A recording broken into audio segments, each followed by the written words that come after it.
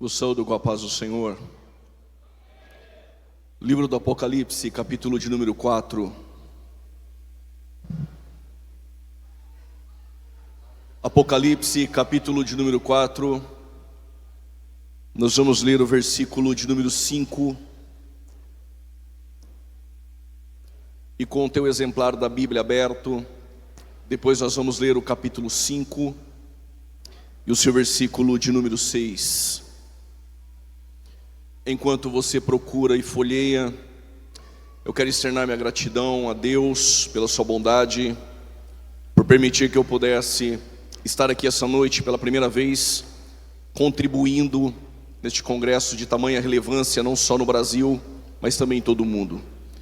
Quero agradecer e louvar a Deus pelos 1.037 missionários que essa igreja enviou por todo o mundo, a toda a diretoria, a todos os membros dessa igreja, na pessoa do pastor presidente, pastor Gilmar Miguel, sua esposa, sua família, ao vice-presidente, pastor Adriano, sua família, pastor Silas, pastor Abner, que Deus os abençoe, grato pela confiança, por permitir que eu pudesse estar aqui.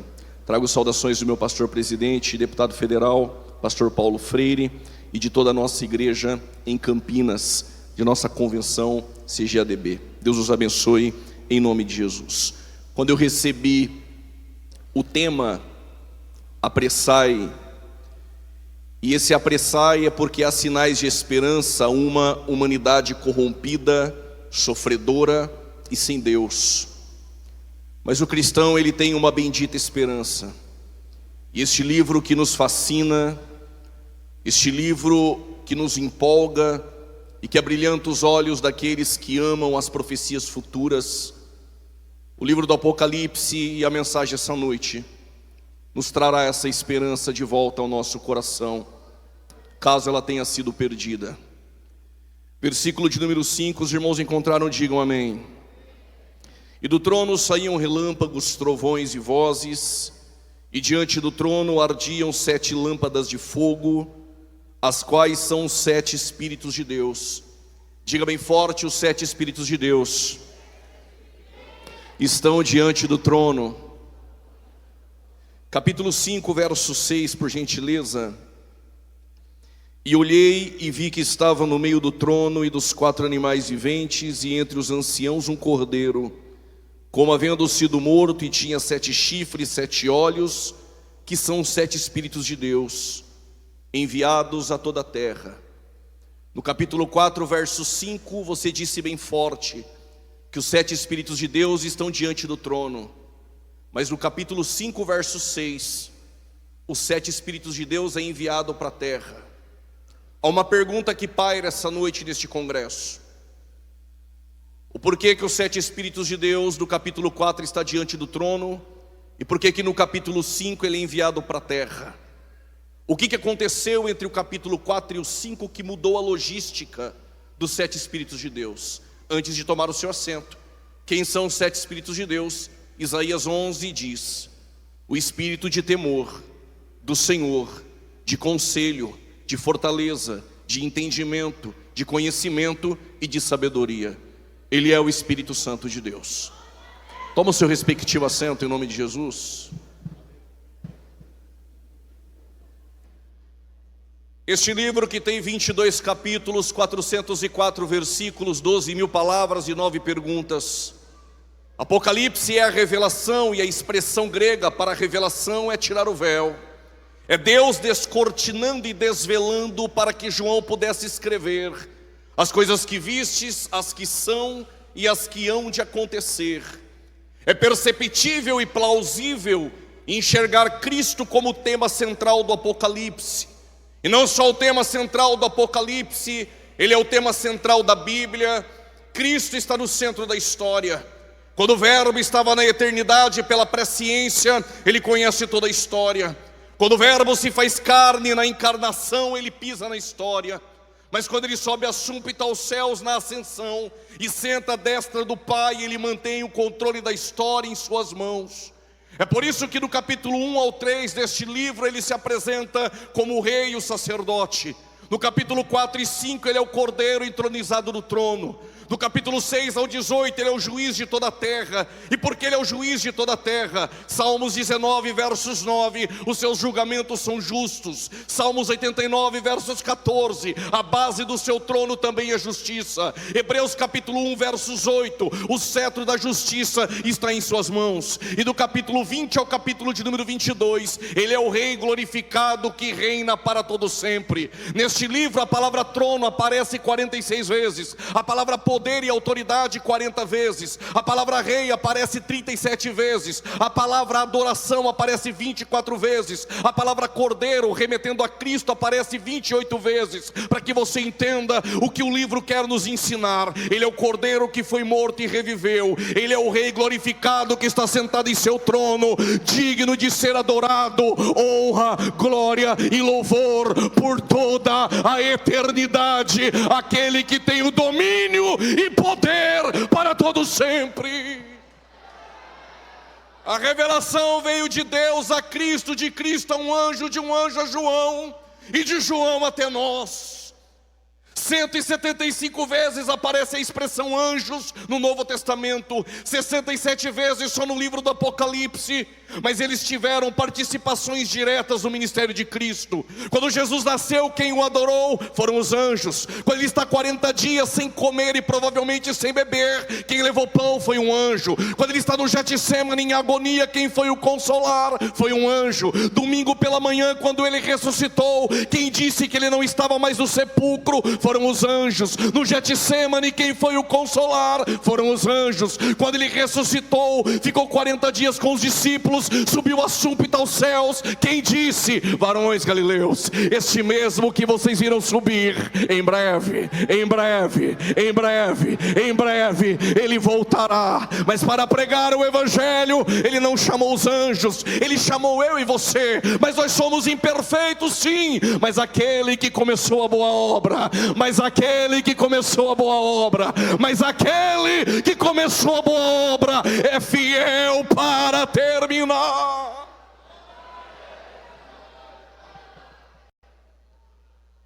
Porque João em Apocalipse viu o que os outros não viram, sentiu o que os outros não sentiram, escreveu o que os outros não escreveram. O ministério de Jesus era acompanhado de 5.000 pessoas que só queriam pão e peixe. Mas de 5.000 pessoas em 1 Coríntios 15 verso 6, somente 500 pessoas e mais Tiago viram ele ressuscitar. Mas de 500 pessoas, só 120 em Atos 2 estão orando no cenáculo. Mas de 120, só 70 vão para o evangelismo na grande comissão em Lucas 10. Mas dos 70, só 12 andaram com Jesus. Só que de 12, só 11 tomaram ceia. Só que de 11, só 3, Pedro, João e Tiago, foram para a casa de Jairo, para o Monte da Transfiguração e para o Getsemane. Mas dos 3, só João está aos pés da cruz. Aí você me pergunta, por que só João viu o que ninguém viu, sentiu o que ninguém sentiu, alcançou um nível que os outros não alcançaram, quer ter intimidade, quer ter sensibilidade com ele, quer atingir um nível de espiritualidade, vai com Jesus até o fim.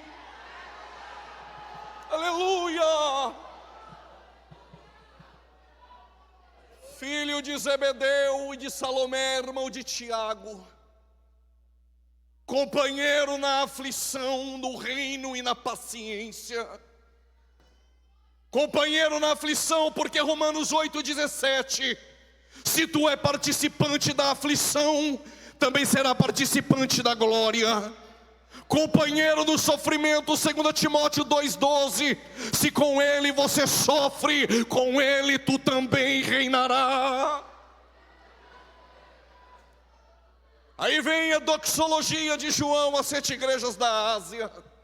Graça e paz da parte daquele que era, que é e que há de vir, dos 7 Espíritos de Deus.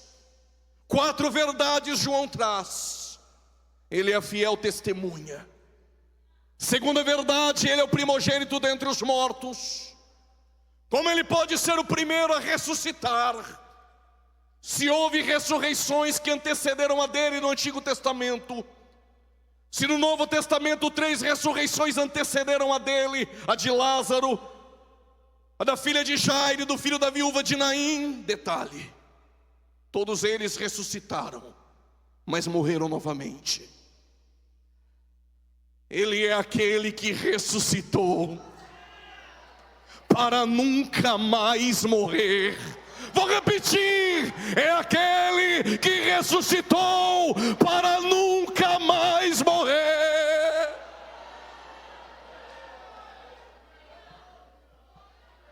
O texto diz que ele é o principal dos reis da terra. Repito, ele é o principal dos reis da terra. Toda atenção é pouca. No ano 606 a.C., os caldeus, a Babilônia, com o chefe da guarda Nabuzaradã e Nabucodonosor, invadiram Jerusalém a primeira vez. Levaram a classe nobre ao cativeiro, entre eles Daniel, Misael, Ananias e Azarias. Daniel está colocado dentro do cativeiro babilônico. Invadiram a segunda vez no ano 597, levaram 10.000 e Ezequiel. Ezequiel não está dentro do palácio, Ezequiel é colocado às margens do rio Quebar.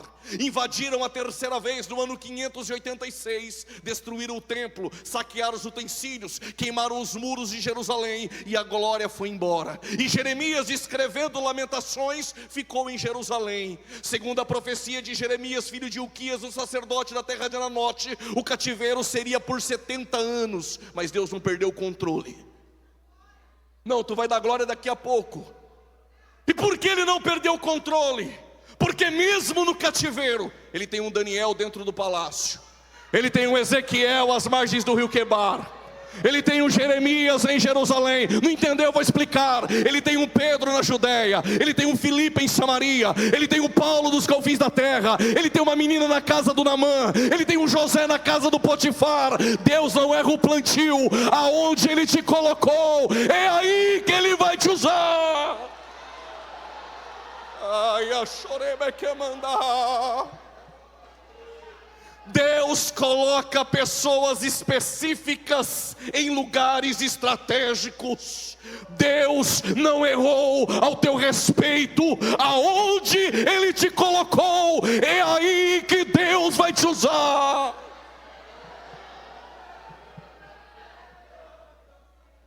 Isso aqui não é revelação, mas tem gente no nosso meio pensando: e quando não é Deus que coloca e é o homem? José te responde, Gênesis 50, versos 20. E a lição é: mesmo que os homens nos coloquem, o ambiente não altera quem é você. Se tu tem o Espírito de Deus, diga como José: Deus tornou o mal em bem. Deus não errou o plantio. Aonde você está, Deus tem propósitos na tua vida. Mas é sobre isso que eu quero falar. Porque Deus coloca pessoas específicas em lugares estratégicos. Porque o monarca da Babilônia, Nabucodonosor, vai sonhar. Diferente de Faraó, ele não conta o sonho. Ele pede para revelar e depois interpretar o sonho. Arioque, o chefe da guarda, passa um pregão em Babilônia, procurando um mago, astrólogo, adivinho que pudesse interpretar e revelar o sonho. Não encontrou ninguém. Mas tem um moço orando 3 vezes ao dia. Não precisa da glória, porque todo judeu ora 3 vezes ao dia, ele só faz a lição de casa. Os judeus oram 3 vezes ao dia, os muçulmanos rezam 5. Não me pergunte como funciona isso. Paulo disse: e nós é sem cessar. Ele está orando 3 vezes ao dia, com as janelas abertas rumo a Jerusalém. E Deus deu a ele a revelação. Ele compareceu diante do rei Nabucodonosor e disse: tu sonhaste com uma estátua. A cabeça dela é de ouro, é o reinado babilônico.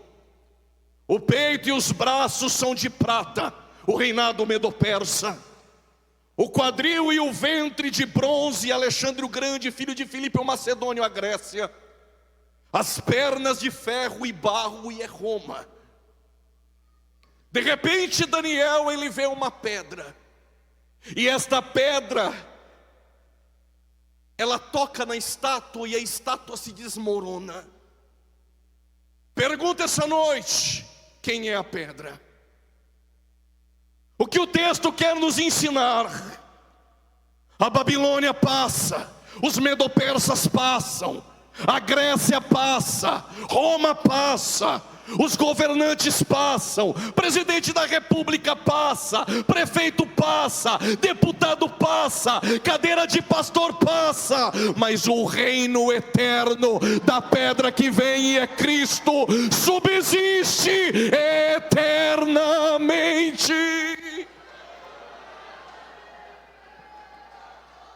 Quem é esta pedra? Sobre esta pedra, sobre esta pedra, sobre esta pedra, edificarei a minha igreja, e as portas do Hades, das ânsias da morte, as portas do inferno, não podem prevalecer contra ela. Ele é o principal dos reis da terra. João diz, ele é a fiel testemunha, o primogênito dentre os mortos. Ele é o soberano dos reis da terra. João para e diz, mas ele é aquele que nos amou, e com teu sangue nos lavou. Só por causa desse glória eu vou explicar. O menino judeu completava 13 anos de idade e passava por uma celebração chamada de Bar Mitzvah. Bar, filho, Mitzvah, mandamento. Com 13 anos de idade, ele já era filho do mandamento, decorava 613 preceitos da lei, agora ele pode se casar. O menino judeu não completava 20 anos sem se casar. Ele ia até a casa da pretendente, ela tinha 14 ou 15 anos de idade. Ele levava uma quantia de prata no bolso para pagar o dote, levava o suco de uva e levava um contrato. Ele chegava na casa da pretendente, batia na porta, os pais dela abriam, ele entrava, olhava para a moça e dizia, quer se casar comigo? Se ela dissesse, eu quero, ele pegava a prata, colocava na mesa e diria para os pais, tá pago o dote, tua filha é minha, ela tem um dono. Ele dava o suco de uva para ela beber e assinava um contrato. Se ela disse sim para o casamento, ela bebia. Enquanto ela bebia, ele fazia uma declaração de amor a ela solenemente. Qual é a declaração? Na casa do meu pai eu tenho um lugar para te levar. Mas ele não levava ela naquele momento. Ele virava as costas e ia para a casa do pai preparar um lugar. Quando ele chegava, os meninos na rua ficavam perguntando, quando você vai buscar a moça? Ele sabia, mas ele dizia para os meninos, o dia e a hora ninguém sabe, só papai.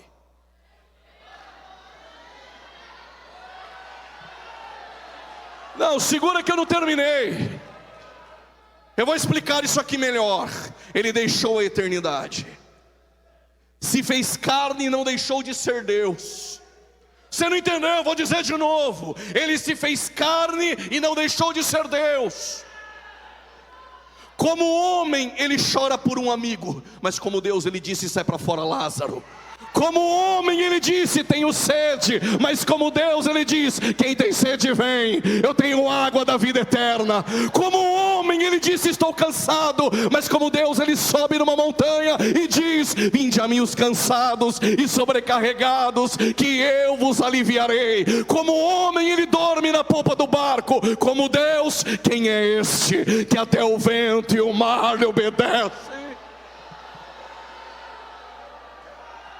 Ele chegou na nossa porta, eis que estou à porta e bato. Você abriu, ele entrou. Ele olhou para você e disse, quer se casar comigo? É porque com Jesus não tem ficada. Com Jesus é casamento. É na alegria, é na tristeza, é na dor, é na doença. Quando você disse sim, eu quero, ele não pagou com prata, ele pagou com sangue. E ele está dizendo, tu tem um dono, tu tem um dono, tu tem um dono, tu tem um dono. Por isso que na ceia é só para quem casou com Jesus. Quando você está bebendo, tem uma declaração de amor, só para os casados com Jesus. A declaração lá vai, não se turbe o vosso coração, crede em Deus e também em mim. Na casa do meu pai, na casa do meu pai, eu tenho uma morada para te levar.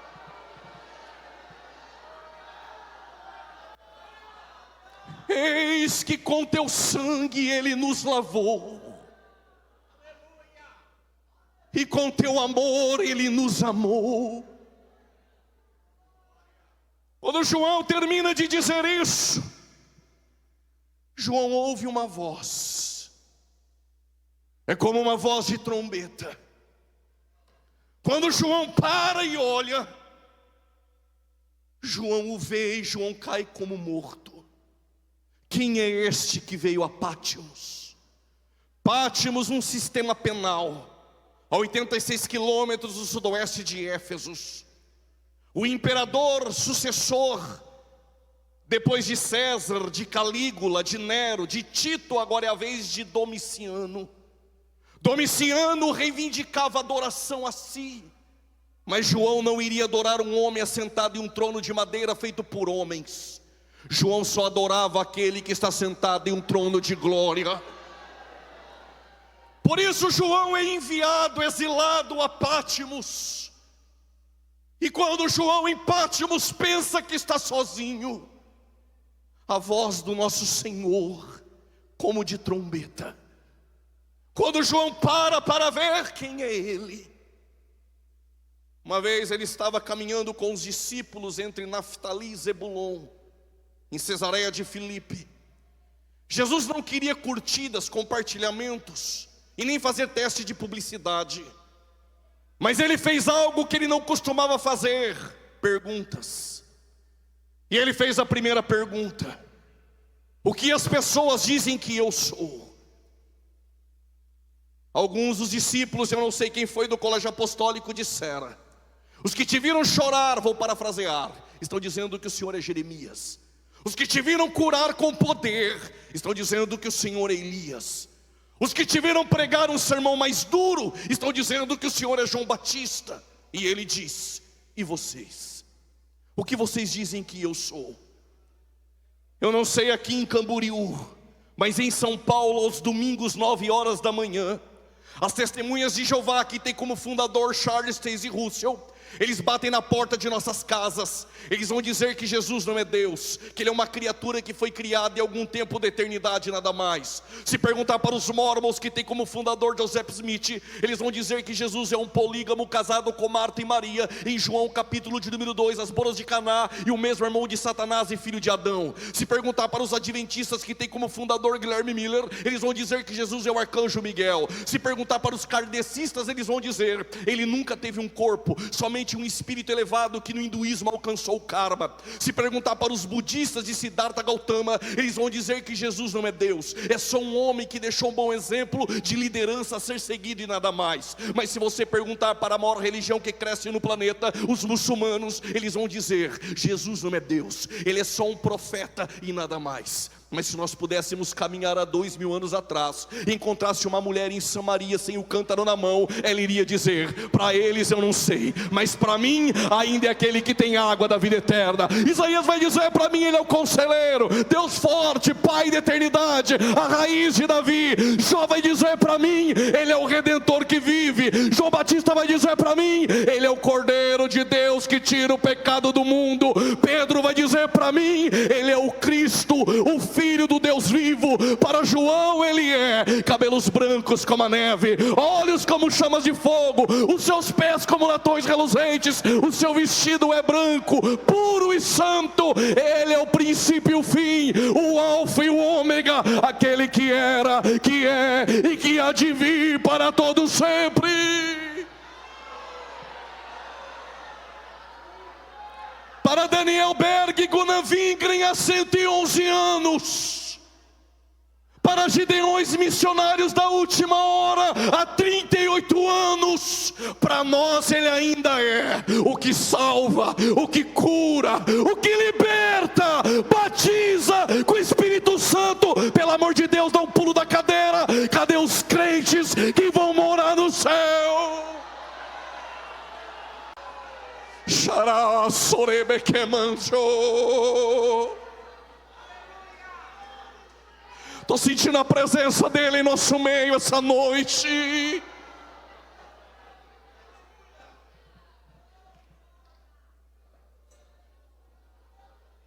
Quando João olha, cabelos brancos como a neve, fala da eternidade, olhos como chamas de fogo.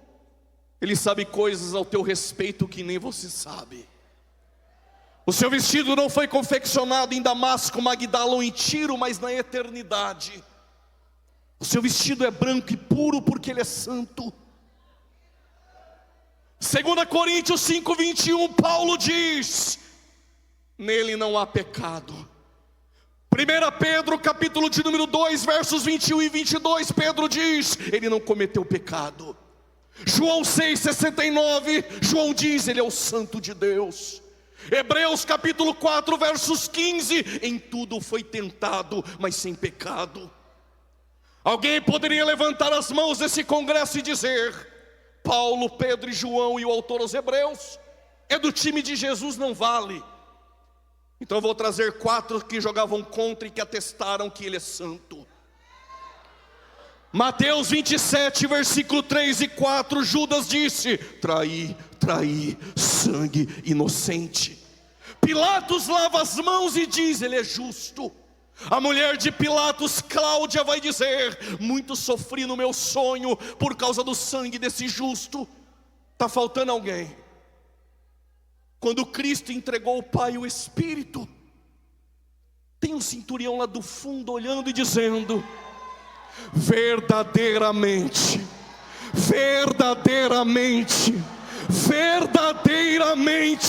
ele é o Cristo, o Filho do Deus vivo. Quem é ele?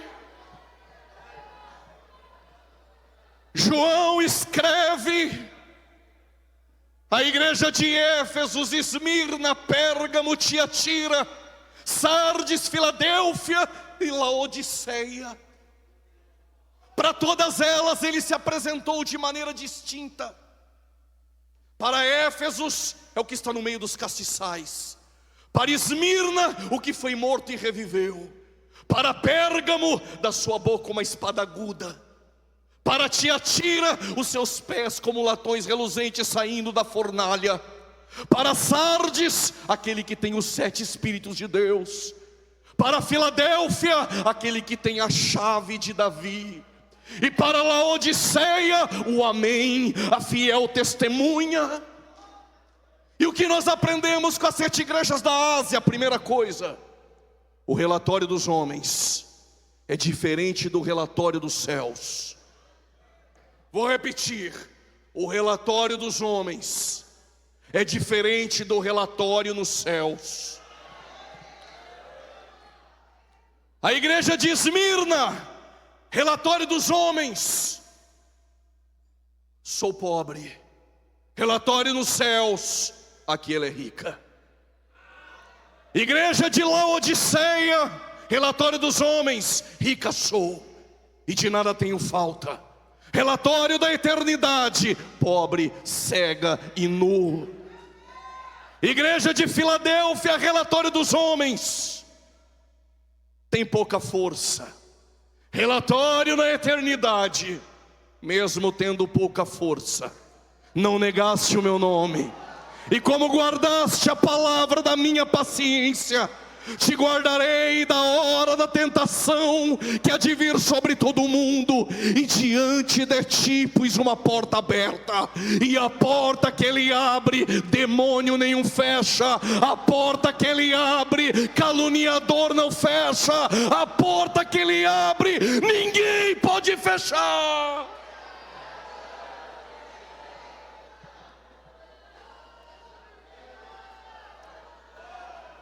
Aprendo mais uma coisa com as 7 igrejas da Ásia: todas elas têm reprimenda, elogio, exortação e promessa. Só tem uma que não tem elogio: Laodiceia. E só tem 2 que não tem reprimenda: Esmirna e Filadélfia. Mas para todas elas ele disse uma frase: e quando eu disser, não sou movido à glória a Deus, mas quando eu disser, tu tem 2 opções: ou ficar aí assentado, segurando nessa cadeira, tremendo de medo, ou levantar dela e glorificar a Ele. Qual é a palavra?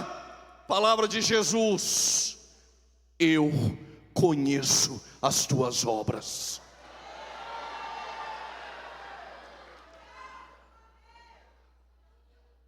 Como Ele conhece conhece as tuas obras. A recompensa não virá dos homens. A recompensa, ela vem da eternidade. Vou contar uma história que o cerne dela, fazer barulho, eu vim para você pensar. Quem está comigo, diga amém.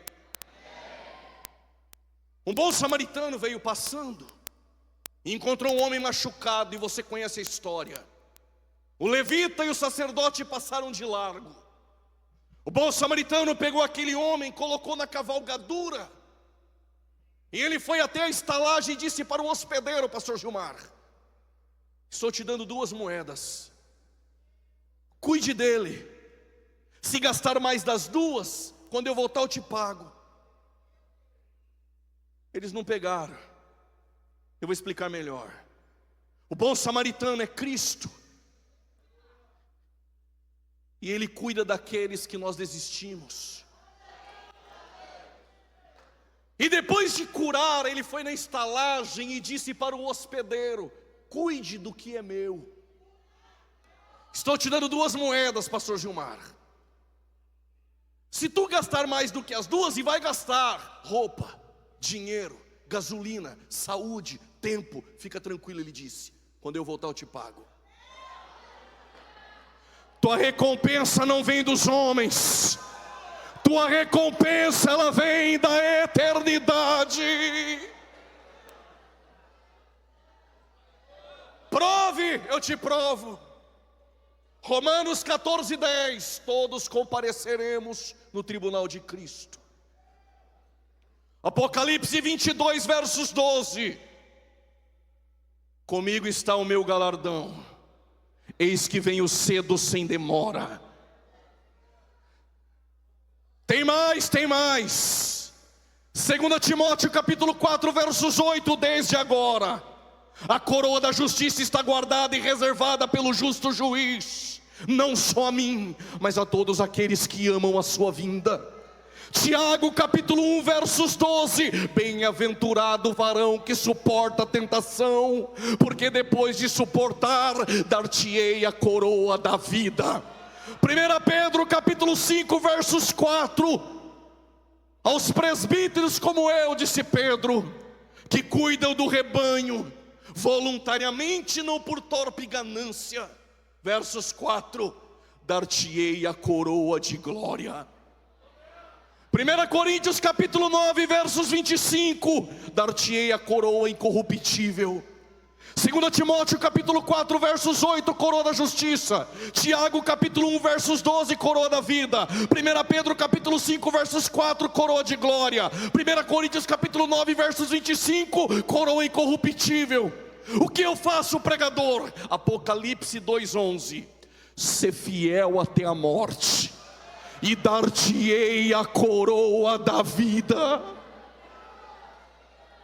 O que eu faço, pregador? Apocalipse 3:11, guarda o que tens, guarda o que tens, guarda o que tens, guarda o que tens, guarda o que tens, para que ninguém tome a tua coroa.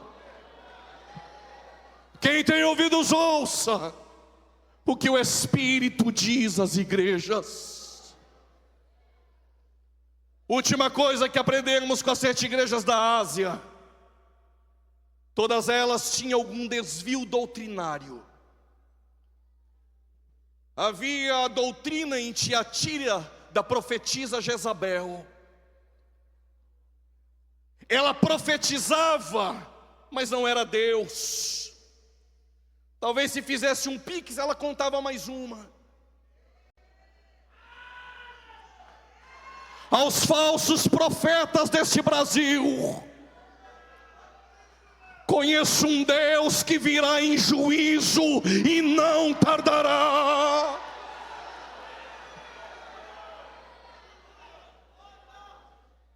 Mas havia também a doutrina dos nicolaítas. Às vezes davam até glória junto conosco, às vezes cantavam junto conosco, mas tinham uma inclinação desenfreada aos apetites carnais. Mas em Pérgamo tinha uma doutrina chamada doutrina de Balaão. Balaão fez os hebreus tropeçarem no deserto pela prostituição. Eu amo esse silêncio também. Mas em Judas capítulo 1, versos 11, existem obreiros que entraram pelo caminho de Balaão, em busca do prêmio, em busca da ganância. Segunda Pedro capítulo 2, Pedro diz quem são os que fazem comércio da fé. Eles estão nas prateleiras de Balaque. Tem de 5.000, tem de 4.000, tem de 3.000, tem de 2.000. Põe a câmera aqui por gentileza. Mas ainda tem profetas que não se venderam. Vou repetir, mas ainda tem profetas que não se venderam. Aleluia! Ele está na casa essa noite. Ele está na casa essa noite. Deixa eu contar um segredo para os senhores e senhoras. Para cada 400 falsos, Deus tem um verdadeiro. Mas vou contar uma boa notícia. Nos púlpitos das congregações, os pregadores de praças, os adoradores e não os cantores de shows, Deus escondeu também mais 7.000. Tem alguns aqui essa noite? Deixa eu ver se tem. Deixa eu ver se tem. Se não pode dar glória a Deus, eu sei em qual você está, qual o lugar que tu está. Mas ainda tem profetas, adoradores que não se venderam. Sinta a presença do Espírito em nosso meio.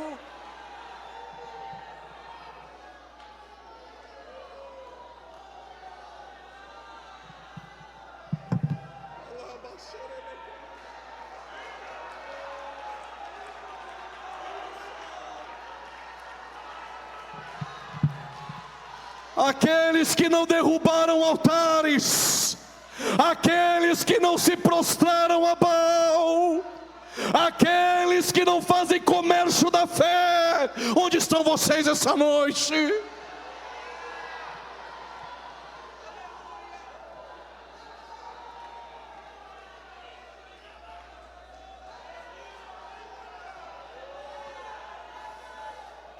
Olhem para cá, por gentileza. Segura, porque eu preciso terminar. Antes de ir para os autos conclusos, eu quero deixar 2 pontos aqui agora. Aos jovens pregadores dessa geração,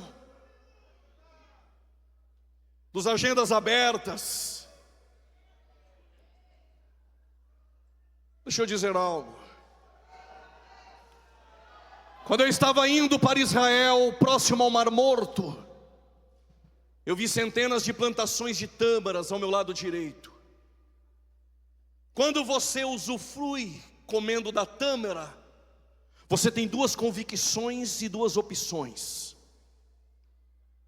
A convicção é que quando você come, você sabe que você está comendo e usufruindo de algo que você nunca plantou. A segunda convicção é que quem planta tâmaras não planta para si. Por que estou te dizendo? Porque as tâmaras, pelo processo natural, demoram 100 anos. Então quem planta tâmaras não planta para si. E você que usufrui, você tem 2 opções: ou destruir a colheita que você nunca plantou, ou continuar plantando para uma outra geração.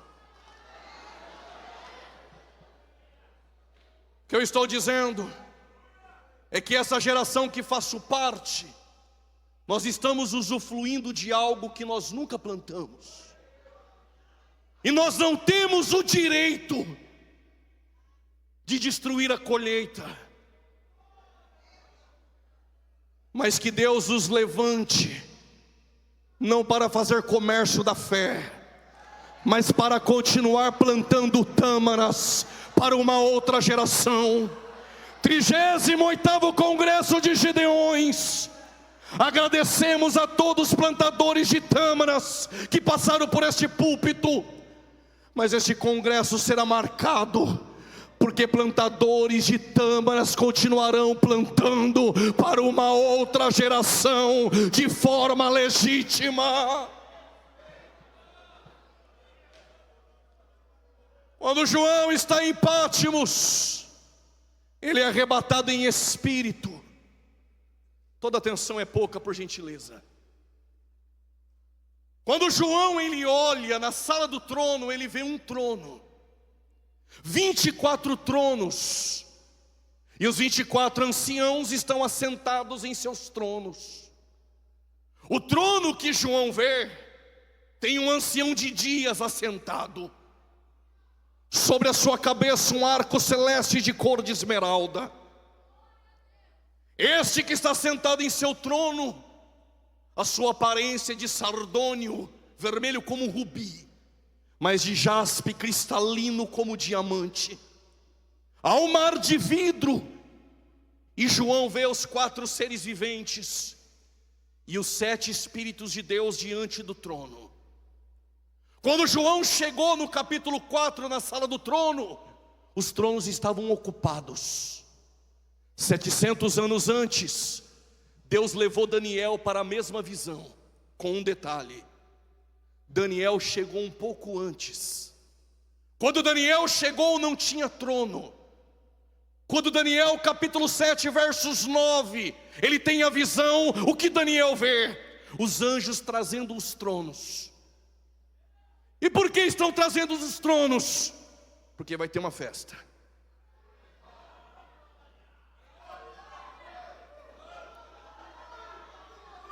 Só que o Daniel, ele vê os tronos sendo trazidos, e quando João está lá, ele já vê os tronos ocupados.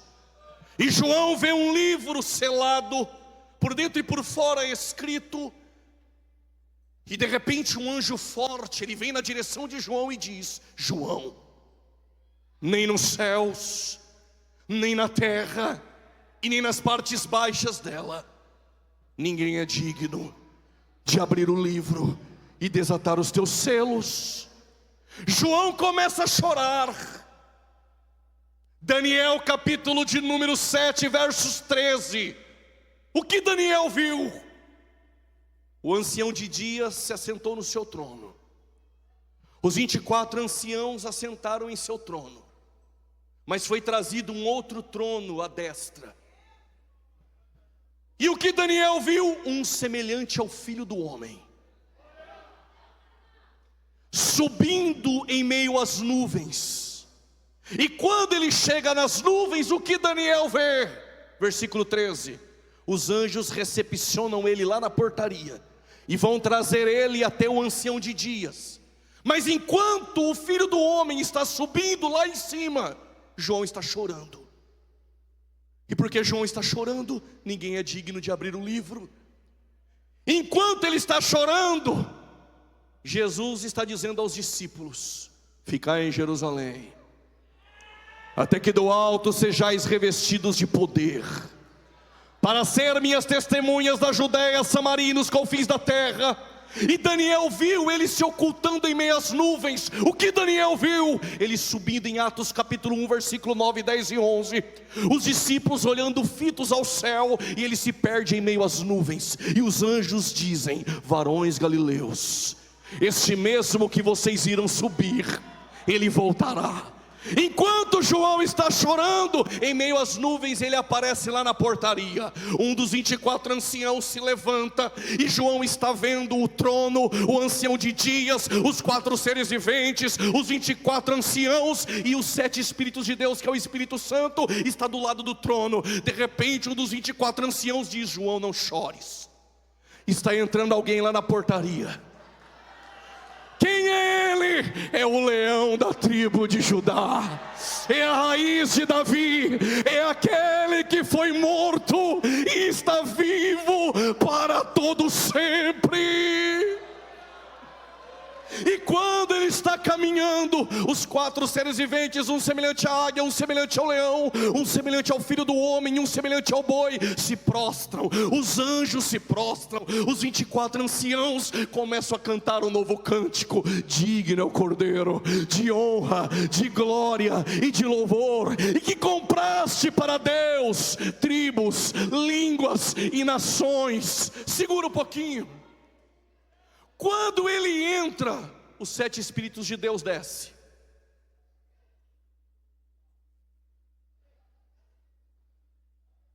Por que os 7 Espíritos de Deus no capítulo 4 está diante do trono? E por que no capítulo 5, verso 6 ele desce? Porque Jesus chegou. Segura, vai dar glória depois de entender. Porque Jesus disse: quando eu subir ao Pai. Eu vou esperar você entender para dar glória.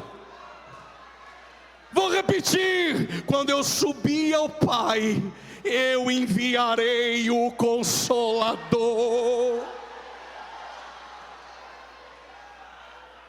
Faz assim para ele. Se ele não dá glória é porque está ruim mesmo. Ele está no meio de nós. Ele está no meio de nós. Se tu pode levantar a tua mão aos céus e adorar a Ele.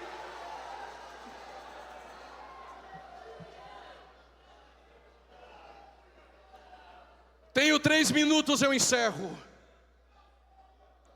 Quando os 7 Espíritos de Deus vai descer, porque Jesus subiu, tem 120 orando. Não escandalize com aquilo que eu vou dizer. Tem um no meio dos 120, que no ministério ele caiu na quinta. Deus levantou ele pastor no domingo. Eu ouvi um aleluia ali. Vou repetir de novo. No meio dos 120 tem um, que caiu no ministério na quinta. Deus levantou ele pastor no domingo.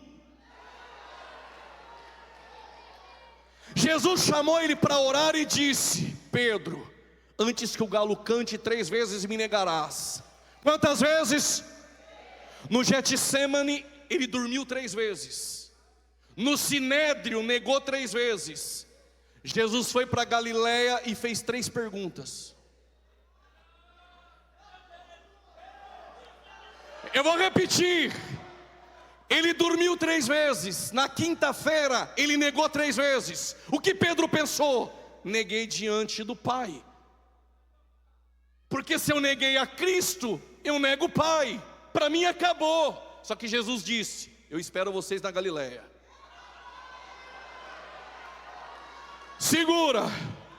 Dormiu 3 vezes. E na quinta-feira negou 3 vezes. E no domingo Jesus apareceu e fez 3 perguntas. Porque no mesmo lugar que negou, ele prega, e quase 3.000 almas se convertem. É noite de restauração para o teu ministério. Ele ainda acredita em você, o Espírito da verdade.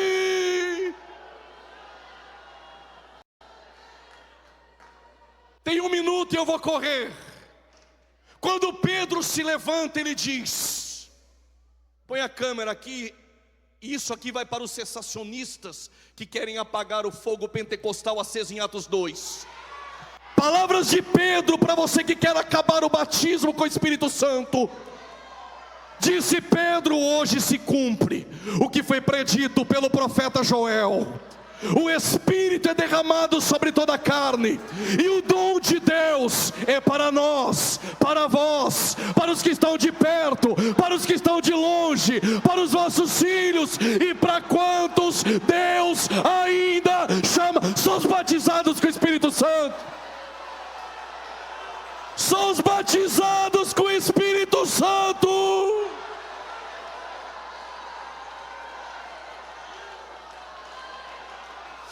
Sinta a presença, sinta a presença desse Espírito. Fala em línguas, pula da cadeira, profetiza, O diabo tem que ouvir, os sensacionistas têm que ouvir o barulho de línguas estranhas.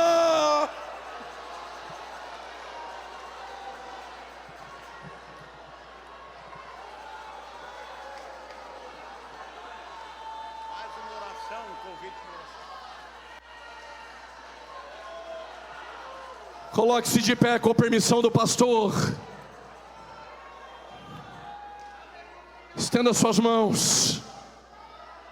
Senhor nosso Deus e Pai, em nome do Teu Filho Jesus, é uma noite de restauração em nossas vidas. 38º Congresso é uma noite em Gideões Missionários da Última Hora, em que o Senhor mantém acesa a chama do movimento pentecostal em nossas vidas. Ninguém vai apagar a chama acesa do Espírito Santo em Atos 2. 1 minuto para você adorar a Ele. Batiza com o Teu Espírito Santo. Cura essa noite em nome de Jesus. Restaura essa noite em nome de Jesus.